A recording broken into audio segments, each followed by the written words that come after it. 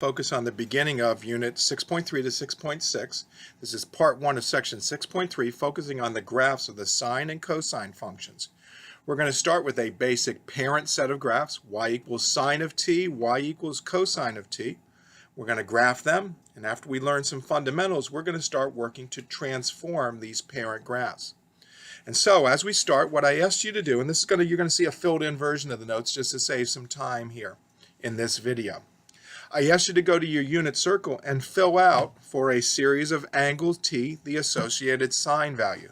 So if you had your unit circle, you just go ahead and walk and look at each of these terminal points and identify their y coordinate, and you would have been able to fill out this table as appropriate. And so what I had you do next in class, or what I'll have you do now if you weren't in class, is just go ahead and dot the coordinates of all these points. I'd like you to notice a couple extra things. We're now using the t-axis rather than the x-axis. Why? Because of most of these phenomena that we're going to see is going to involve motion over time. So the use of t, time, as our independent variable is going to be very helpful. And so after you dotted all these points, what I asked you to do was connect them. And what we said was these curves, you probably maybe have heard of a sine wave before at some point in time, but in the bottom line is the fact that the sine and cosine curves take on a wave shape. So as you connect all these dots, I had you do it with a wave type of pattern. Don't make a series of just hard V's like a zigzag or the teeth of a saw. Give the curve some nuance, give it some rounding, and that's what the cosine curve looks like. And then we said a couple things. I asked you to go ahead and highlight a couple of points. Those 5 little points I just kind of boxed. And now we're going to do an analysis of this graph. First things first, this graph is a domain of all real numbers. And as we know from before, but now we've visually seen one more time, it has a range of -1 to +1. The lowest value we ever take on is a y coordinate of -1. The biggest we ever get is +1. One other thing that's interesting is we notice that this curve tends to move up and down about what we'll call a midline. And for this particular graph, that midline lives at y equals 0. And we can just say the midline is at 0. That'll be kind of common knowledge that we'll be able to use. Say midline equal to 0 just represents that little vertical line, or a y coordinate of 0. The max, we'll say, has a value of 1. The min has a value of -1. And we'll notice that the amount we bounce up, bounce down from that midline is a constant distance. Always treat distance as a positive value. I know when you go down, you say, hey, that's negative. But again, remember, distance is just a raw, absolute value. This function has something called an amplitude. How high above the midline, how low below the midline we go. And in this particular parent function, that amplitude is a value of 1. And one other thing to notice is, watch as my pen goes. As long as I'm following until I get to this second box, or this last box that I just touched here, I've drawn a unique pattern. But as soon as I go beyond, I start to repeat my pattern. The horizontal distance over which you're drawing a unique pattern is called the period. And in this case, that period runs from t equals 0 to t equals 2 pi, a horizontal distance of 2 pi. And that's the period of this function. It's going to become very important down the road.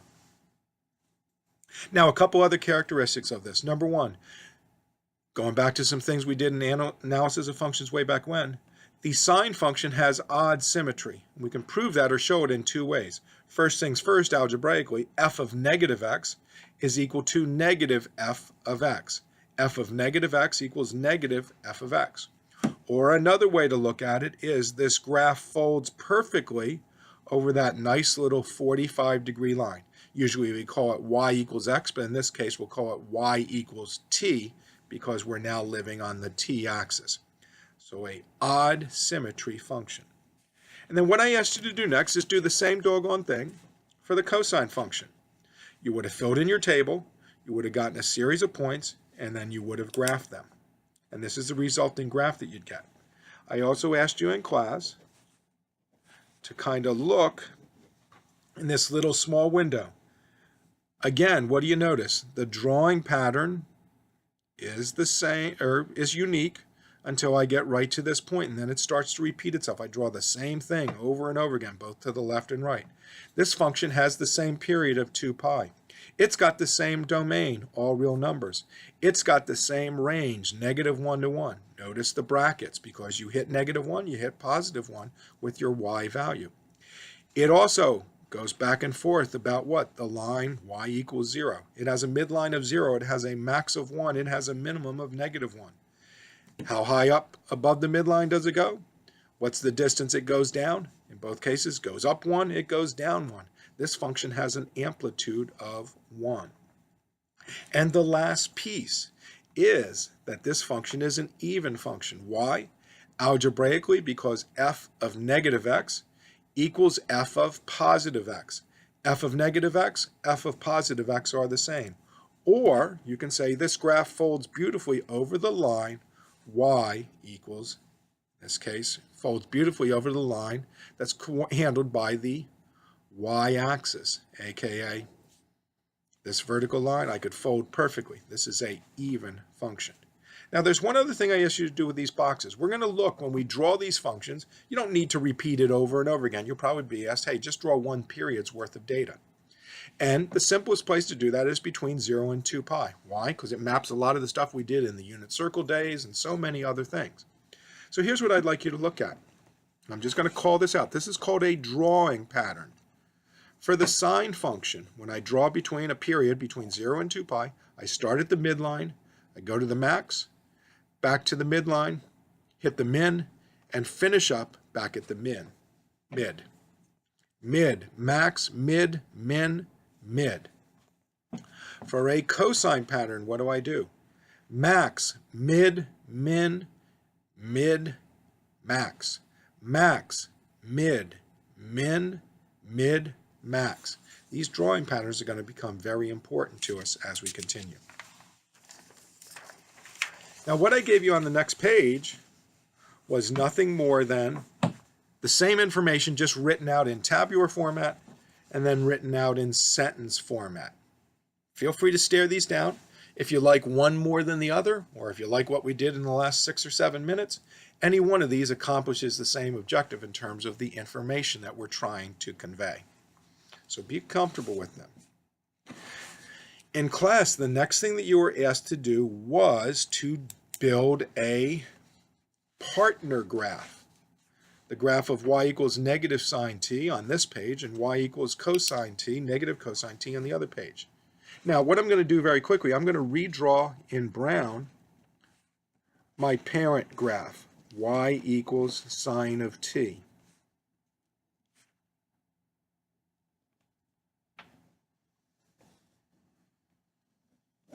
There's my original parent. In blue, I have y equals negative sine of t. So blue, y equal negative sine t. And to build that graph, all I have to do is take the brown one, which is positive sine t, and do what? Give everything a negative sign. What's that mean?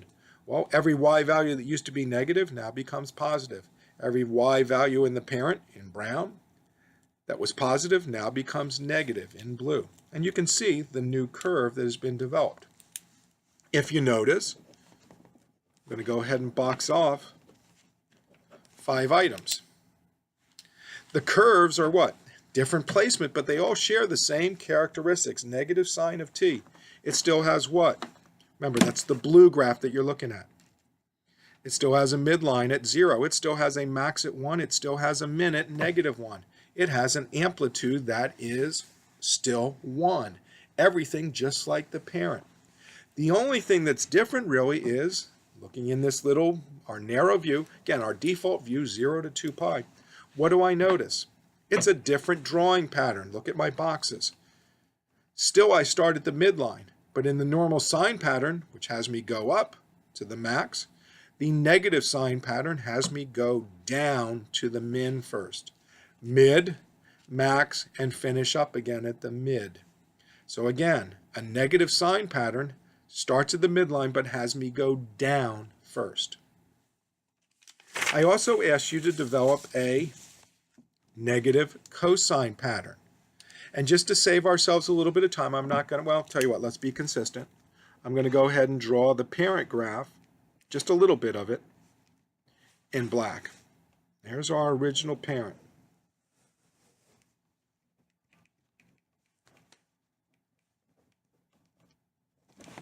So y equals sine t is our parent in black. And in blue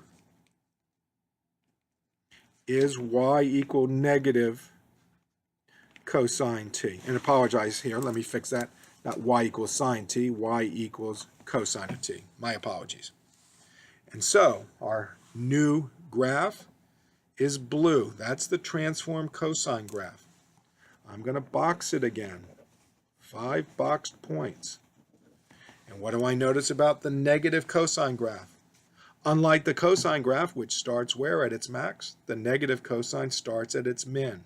Min, midline, max, midline, finishes up at the min, and then you repeat the pattern over and over again. So what we've discovered beyond the bases of the graphs are 4 different drawing patterns. You will need to know these. Make sure that you know how to work these pieces. The positive sign, y equals sine t, the pattern. Y equals negative sine t, the negative sign. There's your drawing pattern. And similarly, for y equals cosine t, the positive cosine, y equals negative cosine t, the negative cosine. If you know these drawing patterns, you're way ahead of the game for building graphs of just about any trigonometric function. And so what we did next, off these parents and these 4 different drawing patterns, is we started to get ready to do transformations. And with these transformations, we're going to use some of the stuff that we did way back in chapter 2. This is a summary of all those shifts, reflections, all that cute stuff. For the moment, here's what I want you to recall. Outside of the function, plus d minus d, a times f of x that you happen to see there. Those things happen outside of the function. They are all vertical impacts. Things like x minus c, x plus c, f of bx with the b inside the parentheses. Anytime you have your transformation inside the parentheses, you have a horizontal impact. What's that lead to? Well, it leads to, we're going to work with 2 transformed variations of the sine and cosine functions. Plus or minus a sine of b times t minus c plus d. In today's lesson, we're going to focus on 3 things. The plus or minus, the a, and the d. And what we're going to see is the following. The plus or minus determines our drawing pattern, one of the 4 drawing patterns on the prior page. Positive sign, negative sign, positive cosine, negative cosine. The value of a is going to define the amplitude of our graph. And the value of d is the location of the midline. So if we have a value of d, we know what the location of the midline is. Let my pen represent that. And if we know the amplitude, we go up a to the max, we go down a to the min. Now the next thing that I asked you to do, and you'll need to do this on your own, is to go to Desmos. In this notes packet, I have the link to the exact model that I use on Desmos. But it's also on the portal. So what I encourage you to do is go to that link on the portal. It'll be the default graph, y equals sine t. I'm just going to use sine t as our parent function. We could use cosine t as well, but I just chose sine. No big difference between the 2 of them. Sine was just my preference of the 2 to use to show these transformations at the moment. And so you can go to Desmos, you can open up that object, you can create your own graphs, do your own transforms, just like some of the examples that you'll see here in a second. Again, I'm not going to be able to show these in the context of the video. I'll verbally discuss them, but you can type each one of these into the second function in Desmos and graph it.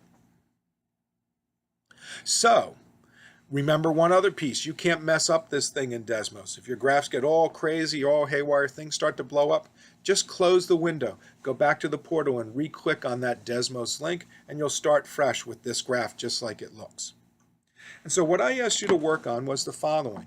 I said, hey, what do you think the function y equals 2 sine of t would look like? And after doing a little intuition, you kind of came up with exactly what you'd expect. That value of 2 reflects an amplitude. So what would you have? Well, instead of going up 1 from the midline like you usually do, you're now going to go up 2. And you'll go down 2 from the midline. There's no value of d floating around here. Your midline has not changed. You're going to have a midline. So let me write a couple pieces. You're going to have a mid at 0, a max at 2, a min at -2. Midline 0, max at 2, min at -2. The graph's going to have the same period. It's going to repeat itself. It's just going to be what? A little bit higher, a little bit lower than the original parent, y equals sine of t. I asked you to do y equals 1/2 sine t. Well, in this case, my amplitude is what? Well, that a value, think, is 1/2. Now what am I going to do? Midline still at 0, amplitude is 1/2. My max, my mid is still at 0, my max is 1/2.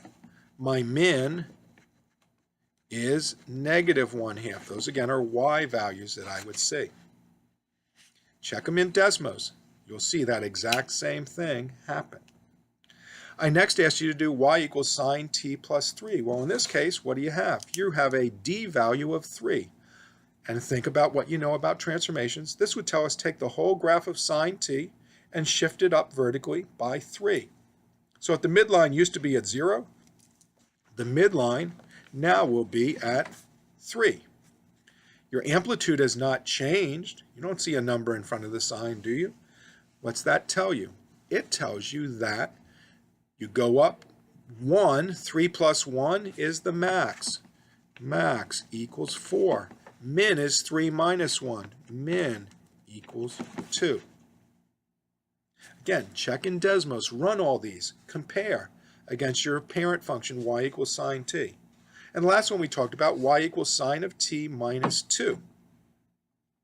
What happens here? Your midline used to be at 0. It now moves down 2. Mid equal -2. Amplitude is still 1. What's that tell me? -2 plus 1 is my max, -1. -2 minus 1 is my min, equal -3. And so knowing all these, you'll see exactly in Desmos just how these compare to your sine t, your parent function. Shouldn't be any great surprises here.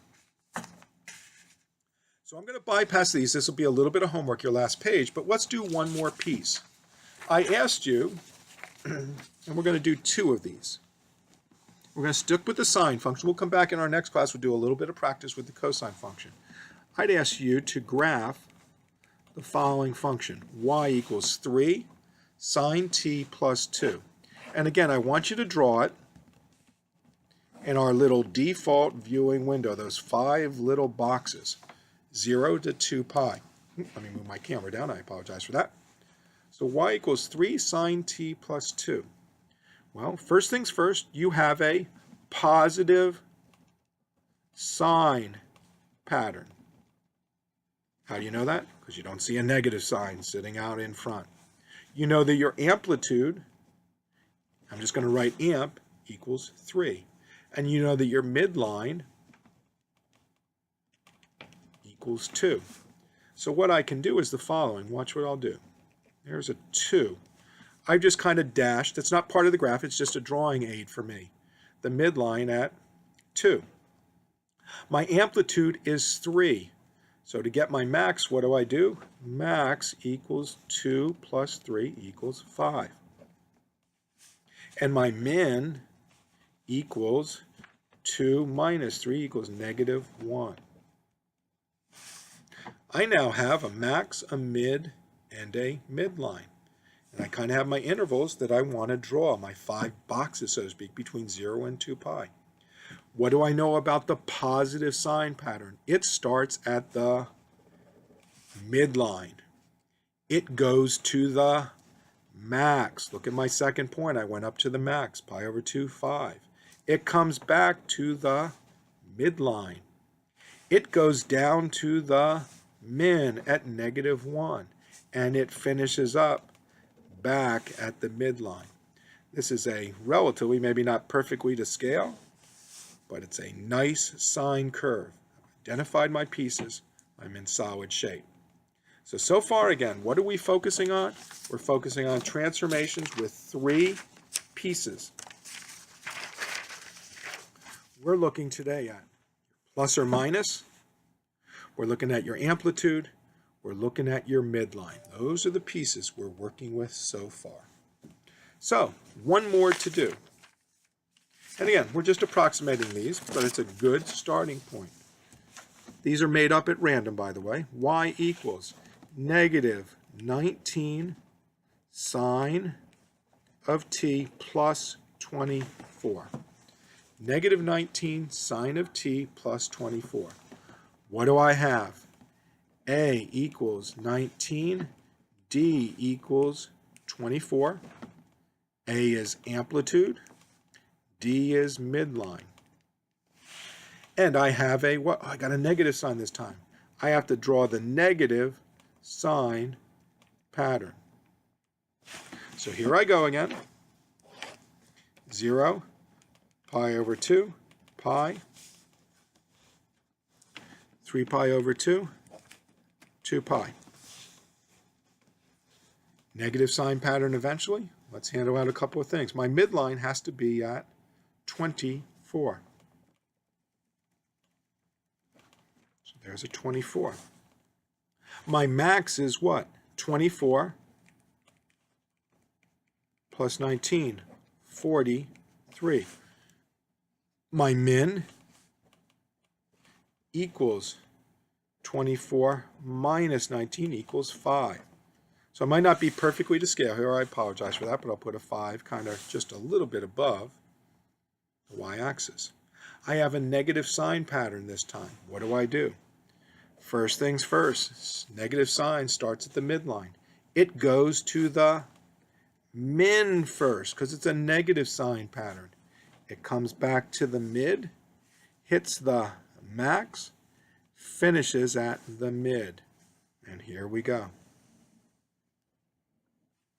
And with that, I've drawn an approximation. Certainly not the most beautiful curve. Certainly didn't scale my y-axis as nicely as I would like to. But the bottom line is, this is clearly labeled. It's an effective and a good approximation. So bottom line, what have we seen so far in this lesson? We've seen the ability to start from the very simplest configuration, y equals sine t, y equals cosine t, and we've been able to start to manage something very, very complex. We're going to get even more complicated in a little bit because we're going to start talking about horizontal shifts, changes in the period, changes where we draw, and that'll be in our next lesson. Again, use Desmos. See these transforms. Test it out yourself. See what you get.